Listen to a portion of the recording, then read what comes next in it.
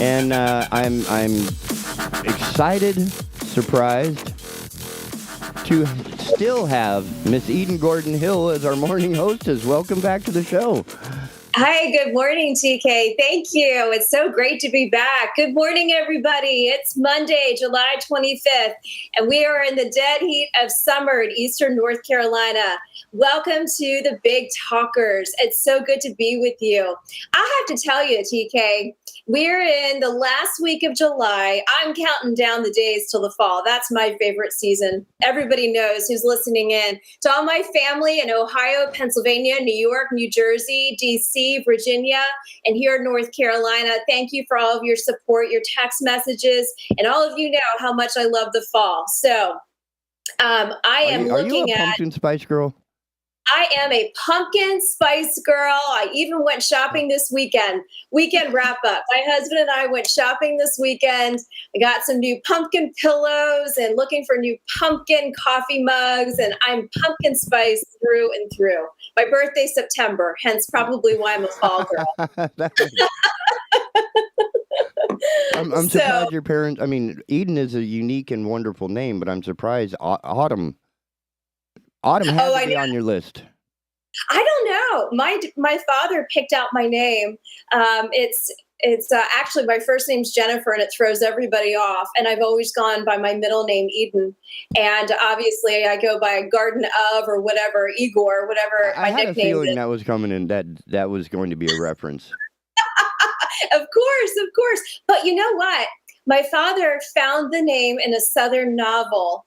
And when he and my mother first got married, and it was that Southern novel, he was like, that is the name. That's what we're going to name her. So, yeah.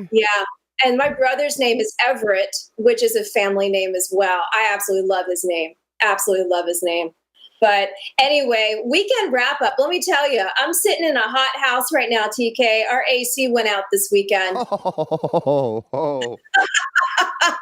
Sticky time. It is sticky. I have a fan blowing on me on the floor. And she's 26 years old. She's the original in this house. And she's been trying to stay alive. But this heat wave is really taking her out. And she'll shut off. And then we'll let her off for a little bit at the heat of the day, and then we put her back on. And husband is feverishly calling all of the local businesses here in Cedar Point to see what kind of a replacement we can get and how quick. But, I've learned a lot about being married to a gentleman in the Army and the National Guard. You tough it out. You don't complain about the heat index. You just keep pushing through. And he made me realize this morning how fortunate we are to have what we have. And, I woke up this morning for this show and I said, you know what? My cup is overflowing today. It's not half empty and not half full. It's overflowing because I'm so grateful for the support in our neighborhood, the friendships that we have here, getting up and being able to look at the beautiful intercoastal waterway, living here in Eastern North Carolina. And you know what else, TK? We have some great guests coming up this morning and for the week, and I am so excited. I know how much you love hearing women on the show, so you're going to get a dose of women power this week, I tell you. You ready for that one?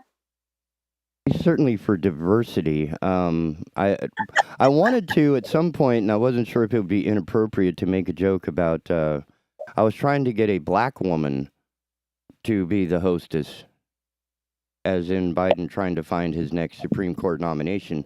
I found a woman. I found an adult. That was really the only barrier to entry for me, was finding an adult. Right. So the fact that it's a voice that's unique to our environment is even more exciting because you can bring more of that edge. Because as I sent you the article a while back where the Committee on Health did not include any women in it, and it was just mind-bending. Yes. Right? Yes, you did send that to me. Yes, you did send that. I saw that, and I took a step back as a former producer at Fox Business. I took a step back and thought, okay, who was in charge of the headline? And really, there's always a woman behind the scenes working on Capitol Hill and those committees. And I sat there and thought, okay, they must have waited for one or two women to leave that room to be able to say that, because we are swarming Capitol Hill, and those who are elected to office up there really, really, really are smart about surrounding themselves with women in leadership, women who have achieved, women who are very discerning and smart, who are also self-taught. So when I saw that headline, I took a step back and said, okay, they were waiting for the room to be cleared out when it was just all men to make that statement. They were trying to get that news headline. I think that's really what it more was about than anything. But there's still a minority. I mean, that's when we look at, and this blew me away when I was much younger, is when minorities were being explained in some news story or something to say that these minority-owned businesses, this is what qualifies as a minority-owned business. Women-owned businesses were considered a minority-owned business, right? So it started putting into motion a little bit of change in my mindset, and I'm already in my 30s by now, to kind of go, wait a minute, I thought they were our equals. Right. But you can still be an equal and be of a less significant voice in power, if that makes sense. I'm not saying that you're less powerful, but the same numbers weren't there, if that makes sense. Let me just tell you this, from a business standpoint, being in the great state of North Carolina, having left New York and Washington in very powerful seats of position as a woman, and coming here and starting my own business and meeting my husband, and just the power behind that, knowing I had already the tools in my toolkit to make a business, to run a business, to really make things happen. This state has done very well for me. And you know why? It is other women in business in this area who I've surrounded myself with. It's also women like Debbie Rucker of Rucker Johns. She's one of the owners of Rucker Johns. It is Brandy Shell at Shades of Color, my hairdresser. It is Chrissy over at Christina's Wine Boutique. It is You're making my point for me. Huh? You're making my point for me. Yeah, I women business are women businesses. There's still a minority that most of the businesses that, because women are going to know women business because you're inside that circle, right? Not as many men are going to have hairdressers along the same relationship that you do. Does that make sense? I understand what you're saying, but I'm going to counter that one for a hot second, and here's why. All right. My friend Steve Martinez is a hairdresser in Rising Sun, Maryland, and he's been running that business for a very long time. And he connects with his clients, men and women. Oh, yeah, but this is a unique story. Yes. But at the end of the day, women are amazing. They are resilient. They are business savvy. They know how to make shift. They know how to make something out of nothing. And that's what I absolutely love about women. Let me talk to you really quickly about something I saw this weekend in the news headlines. And I actually saw it last week. It is CNBC stating that North Carolina is America's top state for businesses in 2022. Did you know that, TK? I knew that we were rising, and I knew that we were popular for businesses, but I didn't know we had hit the top slot. Yeah, the article came from the governor's office. It was dated July 13th, so it was about a week or so ago. CNBC has named North Carolina as America's top state for business in 2022. This morning, Governor Cooper joined CNBC's Scott Kahn at the Oceanic at the Crystal Pier in Wrightsville Beach for a live broadcast. North Carolina is the best place in America to do business, and the main reason is our people, he said. This is a great honor, and we're going to continue to work with our state, legislature, businesses, education leaders, employers to build the talented workforce and resilient infrastructure needed to support the high-paying jobs of the next generation. I wanted to put that out there, and that's something I'd love to talk with Bill Moore about. He's the Brunswick County GOP chair. He'll be joining us at 8:30. I want to talk with him about that just to kind of get his thoughts overall of the infrastructure. Being here in Cedar Point in the eastern North Carolina area, we are seeing a mass exodus from the north coming down here to the south, whether it's North Carolina, South Carolina, Florida. Even Governor DeSantis is seeing a huge influx, as he has been. He is America's governor, and he definitely talked about that this weekend, along with the weekend wrap-up at the Turning Point USA event for the next generation. And he was talking about what is going to be ahead for the nation, and wishing Biden a healthy recovery with COVID, but also wishing our nation a healthy recovery from Biden. And that says a lot about what is happening in our southern states. We have a lot of Northerners coming down here because they are seeking freedom. They are seeking that independence. And Jonathan Emord, who's a constitutional law attorney, will be joining us at 9 a.m. this morning. He is based out of Northern Virginia. But Jonathan Emord wrote the book, The Authoritarians. And as we talk about freedom, as we talk about our independence, he will talk about our health freedoms. He will talk about his book, The Authoritarians, and what it is to have freedom, what it is to understand our rights, what it is to implement those rights, especially as we have been dealing with what I call the pandemic over the past 2 years. And then finally, this morning at 9:30, we have Paul Valone, who's the host of Guns, Politics, and Freedom. Boy, TK, I love that title. I love that title. I can't wait to talk with Paul. It sounds like he has a phenomenal background. But going back with our news... Nothing 2A involved there at all.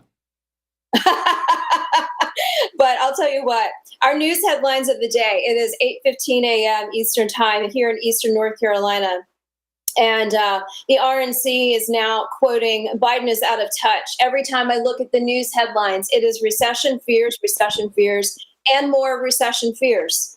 And in addition to that, Trump talked this weekend at, again, Turning Point USA's conference in Tampa, Florida, where DeSantis and President Trump were featured. Trump talked about Iran is getting closer and closer to, what we could see as nuclear warfare under Biden. And Trump also was quoted as saying that we are now, thanks to Biden, a beggar nation. A beggar nation. Let me just repeat that. A beggar nation. Biden continues to plead on his knees for energy from everybody else, but we have that power. And I want to quickly quote something that Trump said this weekend. Former President Donald Trump, seeking to capitalize on Biden's, quote, sagging approval ratings among young Americans in his fiery speech on Saturday night in Tampa, Florida. He, quote, said, "Now we are a beggar nation," Trump told the young crowd of Turning Point Action Summit. "We are a beggar nation with Biden down on his knees, pleading for energy from all over the globe, going to Venezuela, Saudi Arabia, going to countries all over the globe asking for help. And we have more liquid gold under our feet than all of these other countries that you hear about and that they talk about all the time. We have more liquid gold than they do." Can you imagine this? And that is what President Trump was talking about.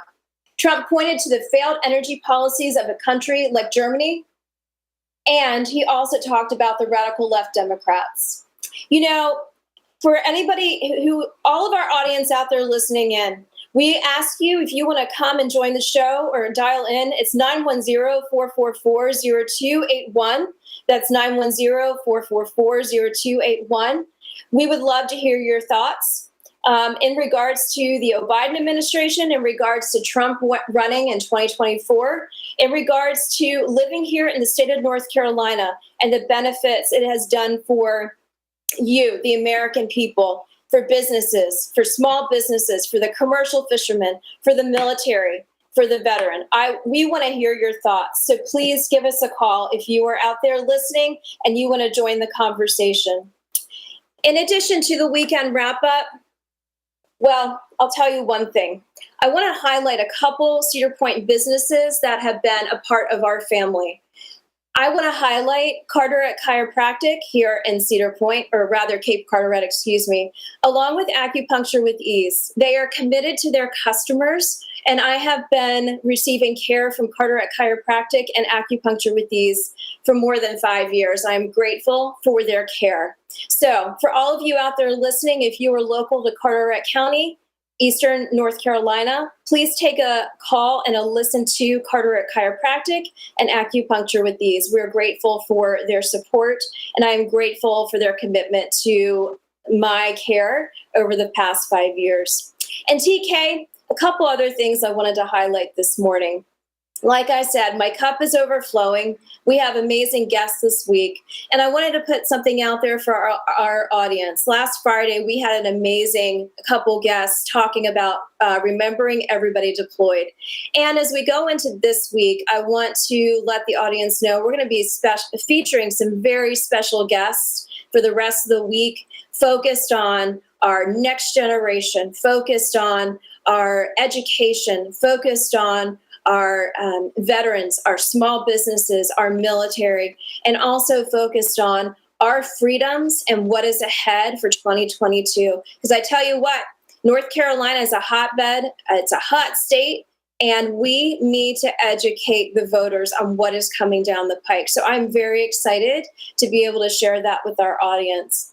I also wanted to let our audience know next week, I will be doing my broadcast for this show on Big Talker from Pennsylvania. I will be going up north to visit family, but also I'll be going up north to meet with friends in Jersey and New York, and also sit down and talk with some congressional candidates who are running from the great state of New Jersey. New Jersey is on fire. Common Sense New Jersey, with Elizabeth Nader and her team, they were really focused on taking back the state, taking back the Garden State. And so I'm going to be up there interviewing congressional candidates, and also in the great state of Pennsylvania, where, for the audience who's out there who did not know, I am originally from Pennsylvania. I grew up in Chester County, Pennsylvania, and worked an intern for for Congressman Joe Pitts, and then also worked for Senator Rick Santorum for many years on Capitol Hill. And I do have a personal focus on the great state of Pennsylvania, knowing that it was a hotbed of issues with election integrity issues during 2020. And we will be talking about those issues as well as we head into 2022 November, and then also getting ready for 2024. So we have a lot on our docket. So with that said, TK, what else do you have coming down the pike? I have Fox Business on here, and I have been looking at Newsmax, my two favorites, just to throw it out there. For all of our audience out there, if you're also looking for some really good news, Real America's Voice morning show with Ed Henry is a very good show to start watching. Newsmax. Also, I also do Fox Business. And yes, I did quote CNBC. I have some good friends that work over there as well. So I do like to go to the news headlines, but I don't want to hit them too hard. I want to also focus on what's happening in our nation's backyard. And what I saw and what I'm seeing now is I want to make sure we impact the next generation. We impact the next generation with conservative values. That is what is needed. And as kids are getting ready for school, August is literally at our doorstep. We need to make sure that our next generation knows what it is to be, what does patriotism mean? What does it mean? We need to teach them the morals, the American history, the truth of what this nation was founded on. And I am so grateful and honored to have an intern who's interning with me this summer and this fall. And her name is Reagan, and she lives in our neighborhood. And she attends Croatan High School, and she'll be a senior this year. And she has been attending events with me. She also was one of my biggest volunteers on the campaign in May. And she is all about conservative values, all about fighting to keep those conservative values. She's all about starting a young Republicans group for her age group and younger teenagers who care about America and still believe in America. I'm so proud of her. And you probably will be hearing from her later this week. We're going to bring her on and have her talk about Turning Point USA. She's very involved with them. Again, the next generation. She's very involved with them. And also talk about her work And what is she's been reading? She's been reading a couple books that I've been placing in front of her. One is called The President Will See You Now. It is by Peggy Grandy, and she is the former executive secretary to President Ronald Reagan. And Reagan has been reading this book and just diving into it and loving it. And that's what our next generation needs. They have the opportunity to be the next greatest generation. But we need to instill the historical values of what this nation was founded on. In that, I also want to talk to a couple other things. Florida is going to be a hotbed of political issues come August. I believe it's August the 23rd is their primary. And we hope to have on our show Bridget Ziegler. She is for Sarasota County School Board, and she has been endorsed by Governor Ron DeSantis. And in addition to that, she has been fighting for parental rights in the school